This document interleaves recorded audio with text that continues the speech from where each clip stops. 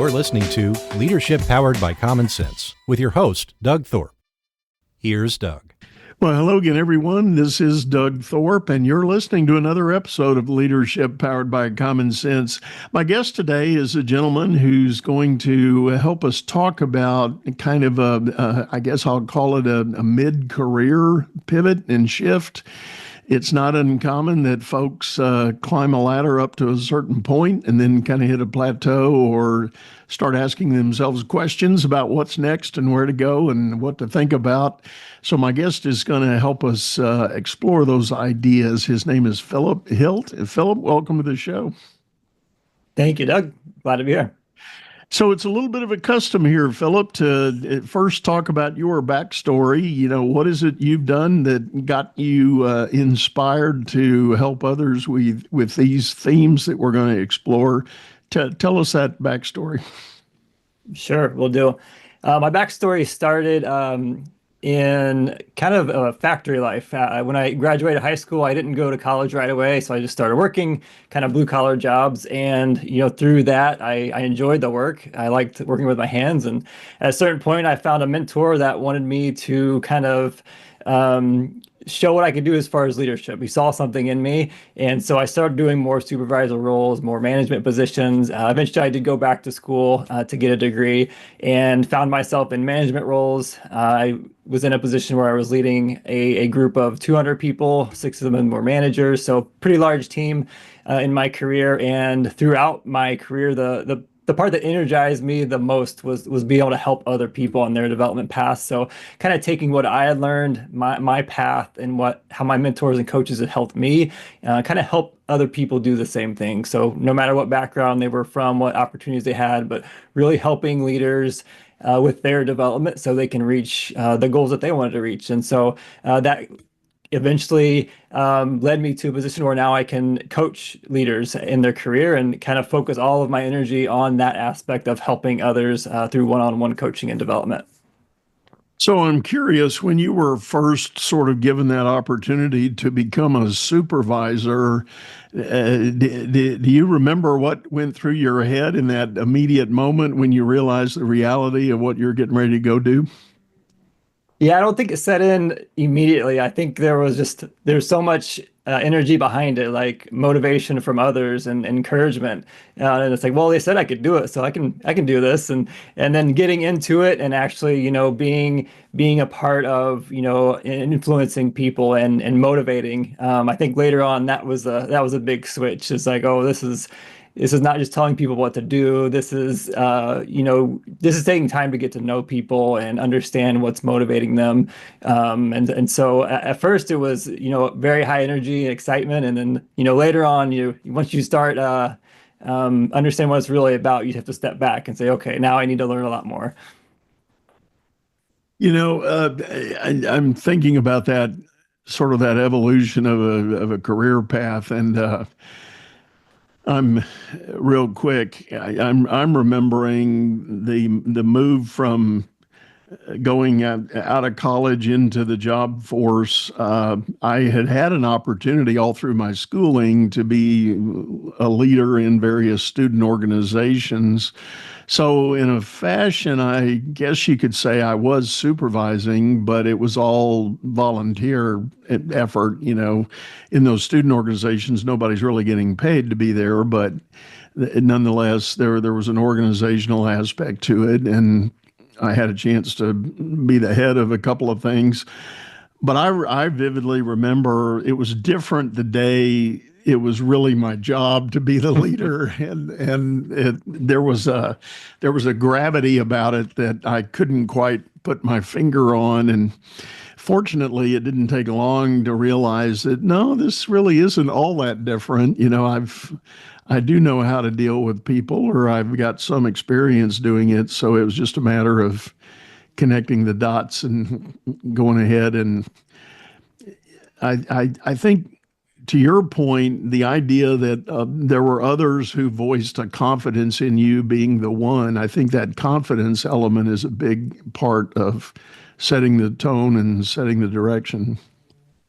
Yeah, for sure. I think if you already have good way of communicating with people and connecting. I think there's a natural influence and ability to motivate people in a certain way. But like you said, once the switch is official, it does change things.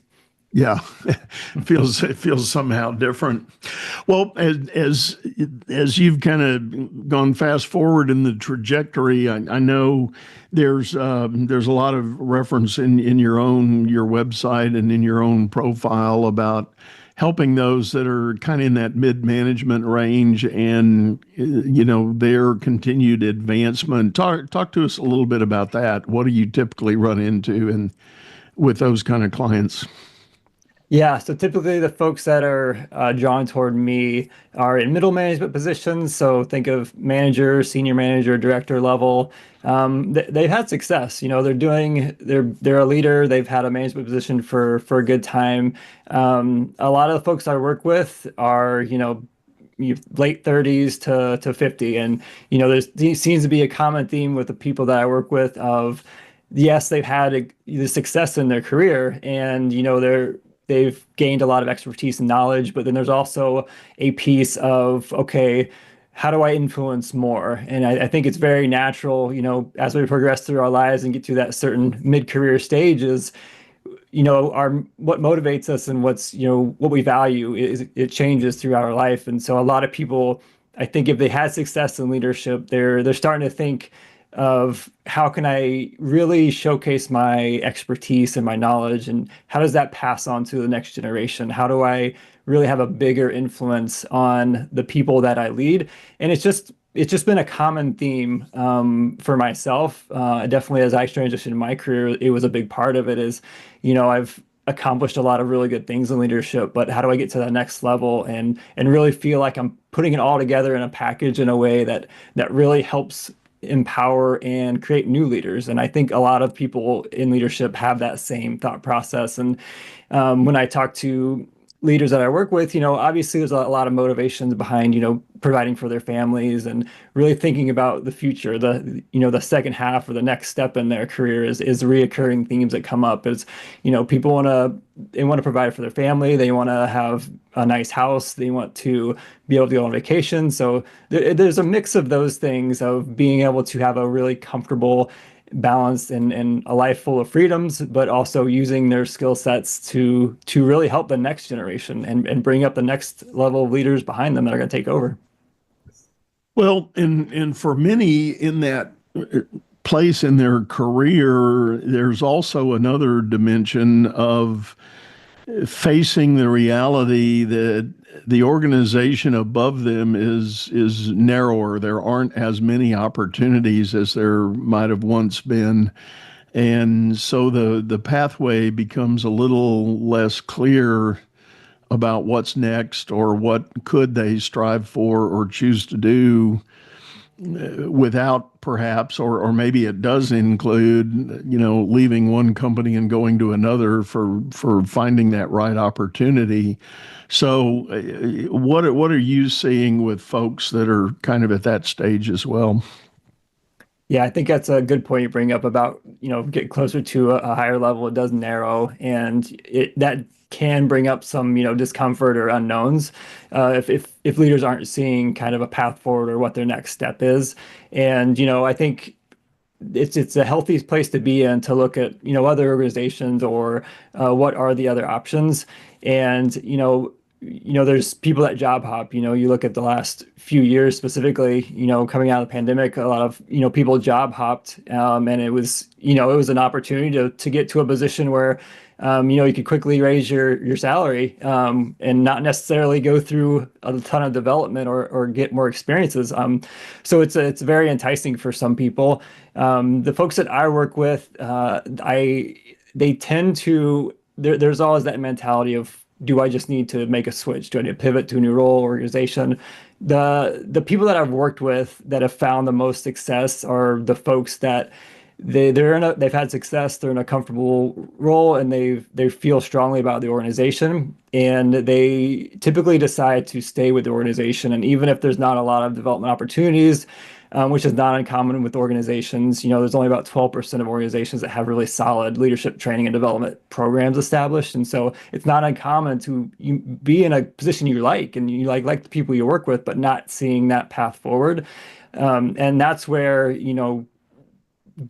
focusing on professional development and personal growth in the organization you're with is usually what brings out the most growth and really accomplishment for people. And we've probably all seen people, I have too, that have done that job hopping, and 6 months later they're feeling the same situation of did I really get what I wanted? Did I really get the position I wanted? And when it comes down to a lot of leaders, like I mentioned, in their mid-career, it is about having a good salary and providing, but so much of it is about being fulfilled and being with a team and organization where you can really influence. And so I think the folks that I've worked with that have been really successful in the long term have been with a company and said, I can grow and develop in this role. And maybe there's a position they can move into quickly, maybe it's further down the road, but being able to challenge himself and take action that pushes them developmentally is where people usually find the most value. Yeah. There is a lot to be considered if you find yourself in a place where you're even remotely thinking about a job hop, as you said. For those that have been at it a while, particularly in the demographic you're talking about, mid 30s all the way up to 50, there's something to be said for the institutional knowledge and sort of the capital you've accumulated where you are, and trying to think about crossing the street and going to another business or another competitor or similar industry. There is that fear of having to start over. You don't know who the people are. You don't have any connection unless you've had the good fortune somehow in the industry to make those connections and leverage those opportunities. But there's basically a whole lot you might be leaving behind if you do make that jump and leave. And there's kind of this fear of starting over that actually drives some people to think about it and then choose not to do it. Just be satisfied where they are. Yeah, absolutely. I think everyone's, has their own specific situation and kind of, like you said, things to think about. When it comes to mid-career folks, sometimes pivoting is something that people do. They've been in industry 10 or 15 years or 20 years, and maybe they are up for a change, and those things are healthy too. But I think when it comes to the leadership development and moving up in the same industry you're in, or the same organization, really weighing, like you said, the things that could be lost or could potentially set you back jumping. Right. Well, let's talk a little bit about some of the other elements. I like your thought on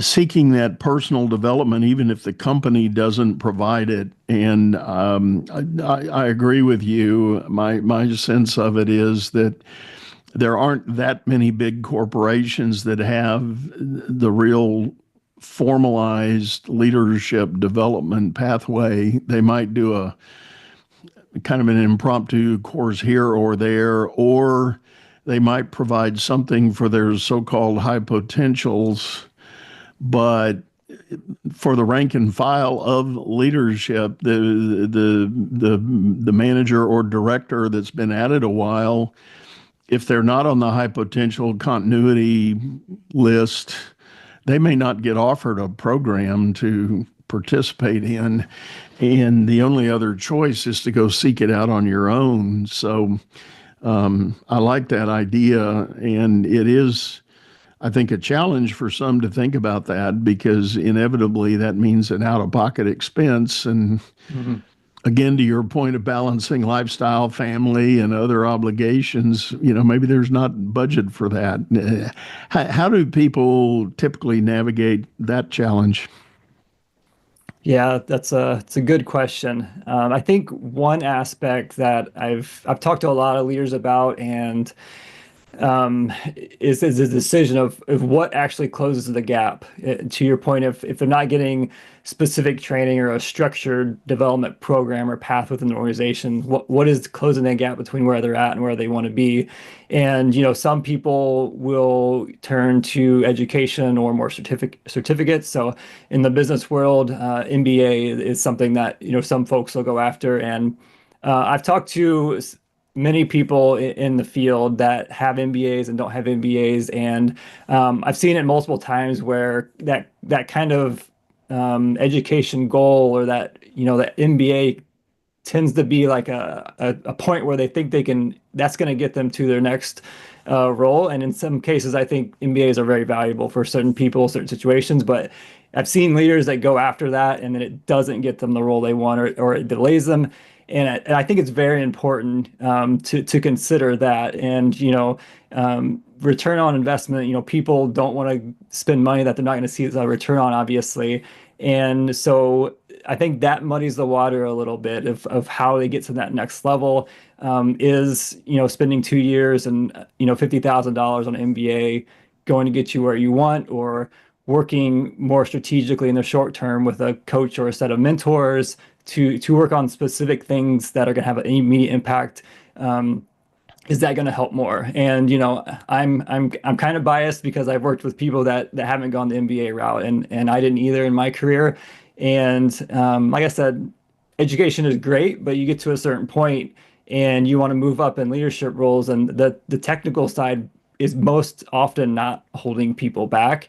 And so that can be kind of misleading, is, well, I pay this amount of money to get this degree or the certificate to get a job. But in reality, it might be how you interact with people, how you listen, how you lead with empathy, how you empower others, and things that aren't often or not necessarily focused on in school. You're not going to get really the really important parts out of it. And so I think that's the part that leaders have to consider. And I think opening up that spectrum of it's not black and white. It's your development, and what you need is tailored to you as an individual. And so sometimes that have a leader in your organization, or a training program in your organization that is going to fit you, is going to help you get along.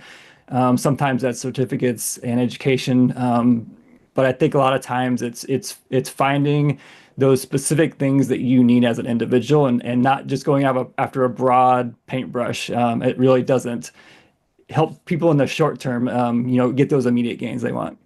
Yeah. As you were saying that, I couldn't help but remember in my own career, the very first job interview I went on after I had gotten my MBA, which I did do kind of in fairly rapid succession. The guy looks at me and says, "So you have an MBA?" And I said, "Yes, sir." And he said, "Do you think that makes you special?" And I paused a minute and I said, "Not in the common sense of the word. No, I don't think that makes me all that special." He goes, "Well, guess what? It doesn't. It doesn't mean diddle right here." Wow. And I'm kind of going, "Okay, thank you." But Wow. it is interesting. I think it's very much a contextual play of where it fits and where it doesn't. But I think, to your point, for those who might consider that as a choice, there is a careful analysis that needs to be done, because they're not cheap, both in terms of dollars and time. And most people that are already in their career, if you're going to do that, you're talking about night school, and that takes away from family, et cetera. So it is a very significant challenge. One alternative that I want to ask you about, something I do a lot of work with my own clients about, is the concept of establishing a personal brand. And the idea being, again, thinking about the demographic that's at that mid stage, maybe they've been in the workforce 10, 15 years, something like that, and looking at next steps. One of the challenges is to take a look at whether or not you've actually created a kind of a brand identity for who and what you are. And I have done some of my coaching work with folks actually specifically working to define what that ought to be. And it's an opportunity to think about your skills and passions. What do you want to do for the next 10 or 15 years? Do you want to create an identity that you become the go-to person for X, whatever X is? Have you dealt with folks in those terms? Have you talked about sort of developing that personal identity? Yeah, for sure. I think you make a lot of good points, and it's very true that it's becoming more important, especially for mid-career leaders who want to make a switch, or just advance. Is what makes them the leader that they are? What positions them to be able to advance or lead at a different level? And I think part of the development process, it has to be focused on that leader's individual unique abilities, and kind of using that kind of mixture of experiences, successes, their unique interactions, how they navigate resiliency and working with others, and how does that come together to be one unique ability that they can showcase. And I've worked with leaders in the past. I've interviewed hundreds of people and looked at a ton of resumes, and so I work with people now. It could be a good exercise to write a brand statement, or similar to a professional summary on a resume.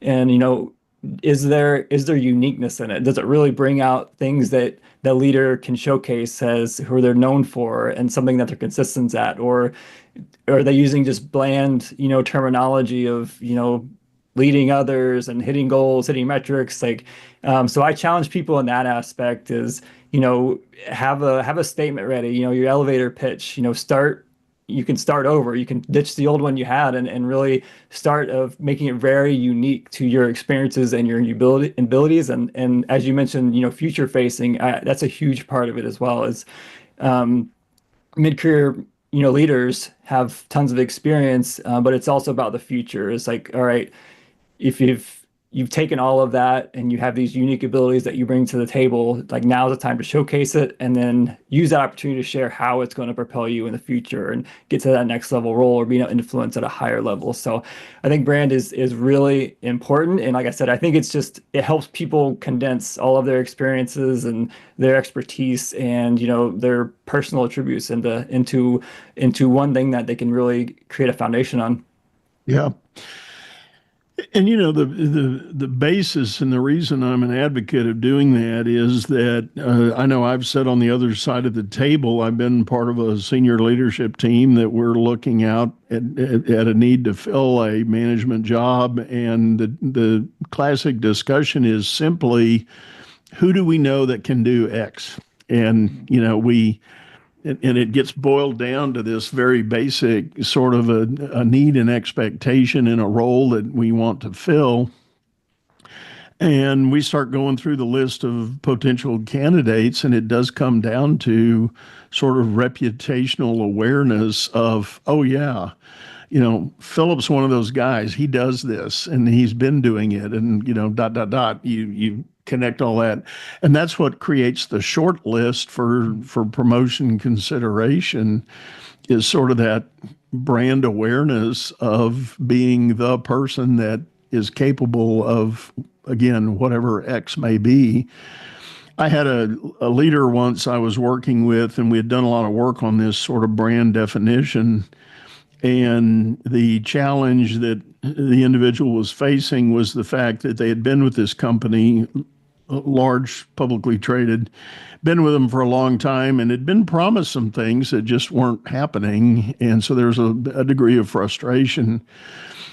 So we started talking about the branding thing, and what we realized was there's an immediate opportunity in the industry segment or niche that this person was in. There were frequent workshops and panels across the industry where some high visible names and authorities were speaking and doing panel discussions and things such as that.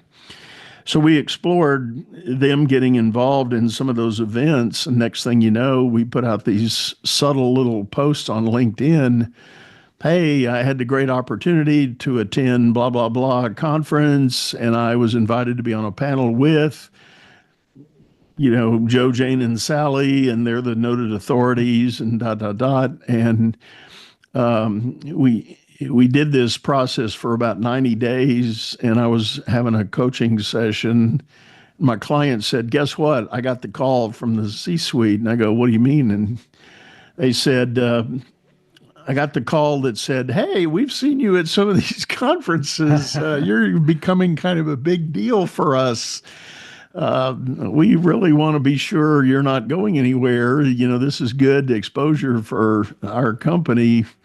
Are you happy? What can we do? And then that was the immediate, the door just got kicked open to say, all you got to do is fill the promises you've been making for the last 2 years. Yeah. And so the opportunity was created, and it was accomplished in about 60 days of administration after that. So it can be done politically correct, if you want to call it that, without alienating the authorities. And but it's all about sort of that brand recognition for, hey, you're kind of a big deal. So we like that, and we want to keep you on. Yeah, especially when it comes to, like you're talking about, that succession planning is, if there's a position coming open or that needs filled, and senior leadership already has an idea of a person that could fit in there, because you've already shown that you're working on that development and those specific aspects that are going to be good in that role. That's just slimming up the process and getting you in a better position. And like you mentioned about getting visibility, there's so many opportunities for leaders, regardless of what position they're in or what level of management. There's always opportunities to gain visibility by working with those senior leaders and those people in the C-suite, if possible, is use them as your mentors and bounce ideas off of them, and like you said, strategically place yourself in areas where you will be seen. And I think that's a perfect opportunity. That's something I work with leaders when I work with them is you have connections, you know who is making the decisions. How do you get yourself in front of them? How do you potentially gain feedback from them or give them feedback on how things are going, and get conversations going is just a great way to get visibility and really showcase what you're actually working on. Yeah. Well, let's get back, Phillip, to some fundamentals of leadership. You've been in this game for a while now. As the workplace has shifted, post-COVID or otherwise, what are some of the trends you're seeing in terms of leadership style, framework, practice, whatever you want to call it? What are some of the common themes and topics you're talking with folks about? Yeah, a lot of common themes is very individualized leadership. And what I mean by that is, I think a lot of organizations are going away from this, carbon copy leader who is just going after, specific things that have worked in the past, the same thing over and over. And I think leaders in the senior leadership level are more open to diverse, train of thought or different ways of solving problems. And I think, continuous improvement is becoming more and more ingrained in just the daily work of a manager. And I think senior leaders are recognizing that more and more, that maybe, you go to interview someone or thinking about promoting someone, and you're like, wow, this person is completely different than the last person. And I think that's more welcome now. It's not so much of a seen as someone as an oddball or not really falling in the lines, but actually looking at, well, this might be what we need. What exactly in this position that wasn't working before with that last manager? Maybe that's those specific aspects or abilities that need to be plugged into that position. And so I think senior leaders are taking more time to really identify like we talked about, the personal brand and the unique abilities of the leaders. How do they really tap into those to make a more diverse workforce and, a diverse train of thought. And so when I worked with leaders who might be in their mid-career they might not be used to that approach. They might be used to the old mentality of, fitting in a box or leading in certain ways, communicating in certain ways. But now I think it's help breaking them out of that and say, um, you know, you can be truly yourself and lead how it feels comfortable to you and how you interact with people. And maybe it's not typical, or maybe it's not necessarily filling the same shoes as the person before you, but I think really really accepting that. And just like we talked about, the personal brand is, kind of move away from this, just generic description of yourself, or fitting into a box that you think is going to be successful, but actually, embrace your uniqueness and realize what your signature strengths are, that you can really lean into. Yeah. I, I I tend to agree with you. I've seen a lot in the last 6 or 8 years. Even pre-pandemic, I started to see a shift. There was this kind of, for the businesses that had long legacy, there was often a sort of a command and control element in the leadership ranks, sort of a my way or the highway kind of directive thinking. And as leaders were getting moved up and the organization was changing, I had one leader once, he had invited me to come work with his team, his whole leadership team. And he said something very brilliant to his guys. He said, if you'll think back in your career, remember the day you always used to say those guys or they did this or they did that, talking about upper management. He said, guess what, guys? We are they. we are now them. We have risen up, and there are now expectations on us to guide and direct this organization. So if there was something we didn't like that those guys used to do, let's make a commitment that that's the first thing we're going to work on. Is we're not going to do it that way. We're going to do something different. And I thought that was very insightful. And it was, in fact, kind of a foreboding of the mindset that was shifting gradually. And the reality was, the more you talk to people in that organization, they didn't particularly like the heavy-handed command and control style that they had grown up under in the company, but they tolerated it. But yet there was this weird dynamic. Once you got promoted up, you sort of emulated that because that's what the last guy did, and he was successful. So that must be the standard. That must be what I'm supposed to do to likewise be successful. And we went through a period of a couple of years talking with leaders at this organization about the chairman had called for a culture shift. He said, our old culture will not attract and retain the younger and more modern generation. So we need to be different. And it was several years in the making, but kudos to him for calling that shot and encouraging everybody in the ranks to embrace that idea. And it really did have legs. I mean, people that were willing to be different about their leadership approach were elevating engagement and empowerment and all the right things that you want a workforce to be doing.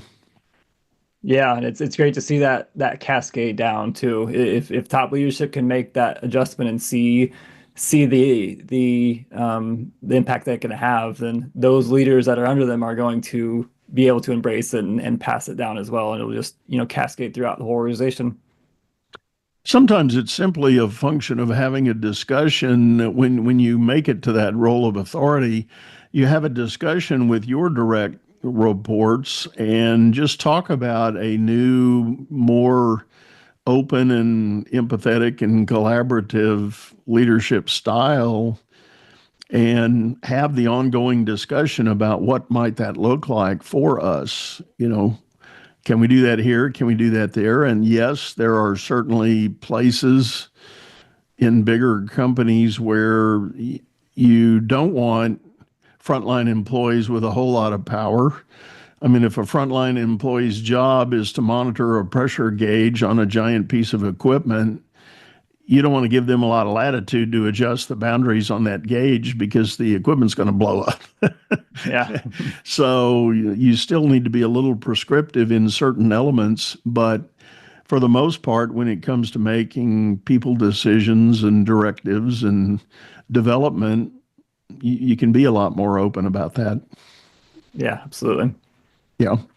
Well, Phillip, this has been a great discussion, man. Tell folks the best way to get a hold of you if they're interested in knowing more about your work. Yeah, so my website is probably the best place to go. It's careerfortitude.com. You can find out more about me and my services and yeah, what I have to offer. Wonderful. Well, as always, folks, we're going to have that link in the show notes. So hop down, take a look at that. You'll be able to reach out and get a hold of Phillip. But one last time, again, thank you so much for sitting in. Yeah, this is great. Thank you, Doug. Well, with this, folks, we're going to wrap up. I do always like to remind you, we've got a video version of the show over on YouTube, channel by the same name, Leadership Powered by Common Sense. Hop over there, check out the archives. We're rapidly coming up on show number 400. It won't be long before we'll be there. It'll be a great milestone. We'll figure out a little bit of celebration when we get there. But in the meantime, leave us a comment. Let us know if you've got a topic or theme we haven't covered yet that you'd like to hear something about. And if you know a potential guest that could help us explore that, leave me a note on that as well. Look forward to hearing from you. But with that, we're going to say goodbye. Go out there and make it a great day. You've been listening to Leadership Powered by Common Sense, hosted by Doug Thorpe. If you would like to know more about the coaching and advisory services he provides, visit dougthorpe.com.